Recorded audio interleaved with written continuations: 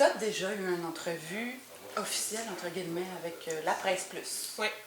Qui a été avant le passage de la loi C-36. Mm-hmm. J'aimerais que tu me parles un peu de l'entrevue, comment ça s'est passé, un peu... Ben, en fait, sur le 13 minutes de reportage que les gens ont vu, juste de ma part, il y a à peu près 40 heures de travail là-dessus. T'sais. Fait que c'est certain que l'idée générale qu'on voulait, c'était de montrer que on peut être bien dans ce travail-là.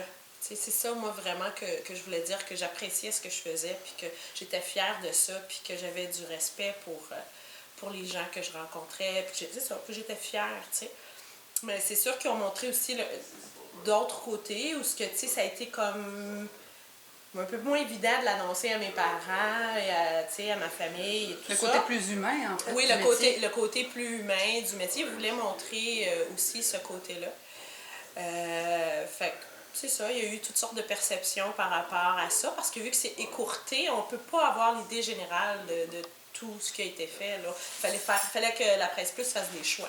OK. T'sais, donc, c'était ça l'idée générale, je pense. Pour moi, accepter, ça veut dire d'aller jusqu'au bout des choses. Puis des fois, quand j'arrive en face de certaines personnes, j'ai pas envie d'en parler. Okay. Fait que ça me donne l'impression, des fois, est-ce que je l'accepte vraiment complètement ou je l'accepte pas? Faut l'accepter pour oser le faire comme tu l'as fait. Oui, bien, si je l'ai fait à visage dévoilé aussi, je pense que je m'assume. Puis de l'avoir dit à mes parents, puis ma famille, puis tout ça. Comment ça se passe aujourd'hui à ce niveau-là? Ben, je parle encore à mes parents. À Noël, je les ai vus. C'est sûr que... Est-ce que ça a changé leur perception? Wow. Ben, un peu. Parce que, ils parlent pas beaucoup, mais c'est plus au niveau des jugements des autres. Ils ont peur qu'en tant que parents, l'entourage, ils ont peur du jugement.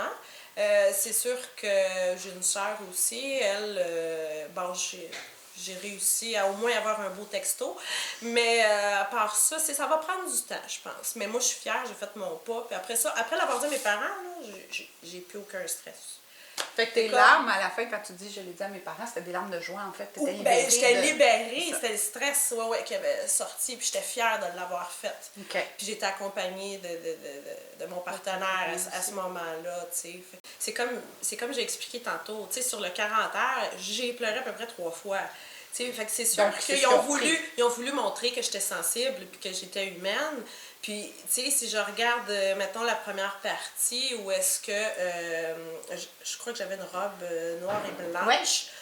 Ouais. Et juste avant, j'avais eu une dispute avec mon partenaire, tu sais. Fait que, puis en plus, c'était comme mon deuxième tournage, j'étais stressée. Puis là, en plus, c'était quelque chose que j'allais annoncer à mes parents. Fait que ça a été comme la tension qui a monté, puis que j'ai pleuré. Après ça, il y a eu la fois que je l'ai annoncé à mes parents. Mais là, j'étais tellement nerveuse. Que là, moi, ma façon de relâcher mes tensions, c'est par les larmes. Puis j'ai pas de misère avec ça. Mais en fin de compte, ma finale, je pense que ça va être de m'adresser à toute la population et à tous ceux qui vont pouvoir écouter ça. Je vais juste dire que ce que je vis, ça m'appartient, c'est mon corps, c'est mes choix, c'est moi qui décide. Et tous ceux que je vais affecter et tous ceux qui vont se sentir bouleversés, ou que ce soit du côté joie ou du côté frustré, ben, je vous dirais de vous regarder et vous demander pourquoi vous, ça vous dérange, parce que moi, je suis bien dans ce que je fais. Écoute, mon message, il serait presque pour les féministes.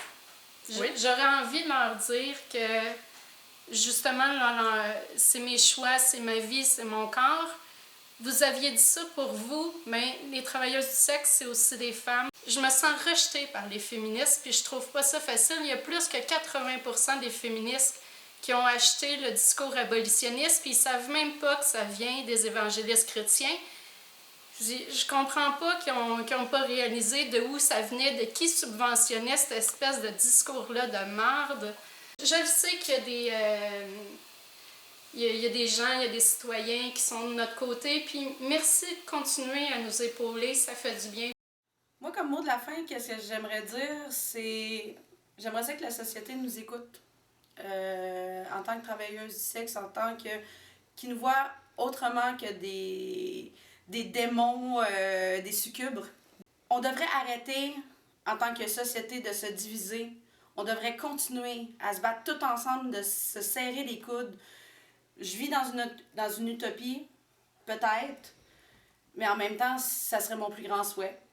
Puis, pour la suite, que le gouvernement arrête de se mettre la tête dans le sable, puis qu'il nous laisse travailler en paix. Parce qu'on fait rien de mal en réalité.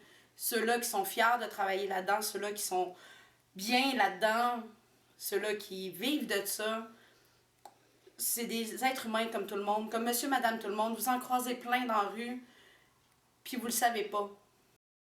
Bien, en fait, moi, l'année dernière, je faisais aussi de la prostitution. Puis je me suis fait arrêter par un undercover, en fait, en train de travailler. Donc, c'était un faux client qui m'a embarqué dans sa voiture puis qui m'a proposé de me donner de l'argent pour un service sexuel. OK. Donc, évidemment, ben là, il y avait des policiers qui suivaient derrière, donc je me suis fait arrêter. J'ai quand même été chanceuse parce que j'ai pas été en prison, rien encore. Je suis encore... Libre. Ouais, j'ai quand même un quadrilatère à respecter que je ne peux pas être pendant certaines heures, puis évidemment la nuit. Mais avec tout ce qu'on est en train de dire là, j'espère juste que le monde vont se réveiller, puis que quand ça va être le temps de voter pour certaines choses, qu'on va être là. Parce que là, on n'était pas là, on a laissé le gars passer, puis c'est ça, il est en train de nous mettre une belle quenelle, là. Que des gens ouvrent leurs yeux. S'il y a juste une personne qui m'écoute aujourd'hui, là, puis que ses yeux s'illuminent, puis qu'elle se rend compte que peut-être ce métier-là est beau, ben j'ai fait ma job. On est rendu au mot de la fin, qui en fait, après avoir vu l'impact de certaines capsules, dont la dernière sur les abolos, nous fait prendre conscience qu'on est loin d'avoir gagné ce combat, en fait. On aimerait même aider les abolos dans leur combat, qui sont justement et devraient être pour l'aide aux vraies victimes, c'est-à-dire les mineurs, la traite, la violence, donc le travail du sexe forcé. Ce que Véros Média a voulu faire, c'est vous montrer qu'il n'y a pas juste du travail du sexe forcé. Et derrière ça, il y a des femmes, il y a des humaines, et il y a aussi des humains qui sont des clients. Ce ne sont pas des criminels. On va se battre, on va continuer de parler et de faire du bruit, tant et si longtemps que la vérité ne sera pas dite des deux côtés. Une médaille a toujours deux côtés. En ce moment, tout ce qu'on entend, c'est un simple sens unique. Des histoires d'horreur, en fait, qu'on ne souhaite pas et qu'on dénonce haut et fort. Ce que j'ai bien peur aussi, je vois en Saskatchewan qu'on veut interdire les bars de danseuses. Est-ce que vous savez, qu'est-ce que ça va faire encore une fois? Ça va remettre les TDS dans la rue. Ça va remettre le travail du sexe encore plus underground. Ça va engraisser les pimps.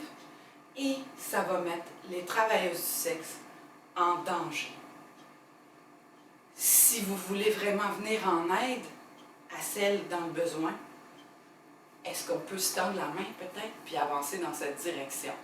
Parce qu'entre adultes consentants, il n'y a pas de crime, il n'existe pas de crime. Et non, ce n'est pas un viol. Un viol, ce n'est pas de faire le travail du sexe et d'être capable de se respecter. Et je suis sincèrement désolée si des travailleurs du sexe ont vécu un enfer, qu'on peut lire, qu'on peut entendre un peu partout.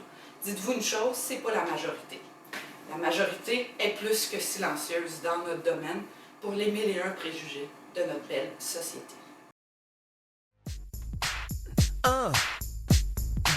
Yeah.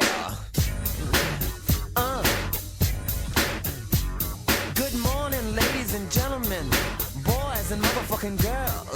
This is your captain with no name speaking, and I'm here to rock your world with a tale that will soon be classic about a woman you already know.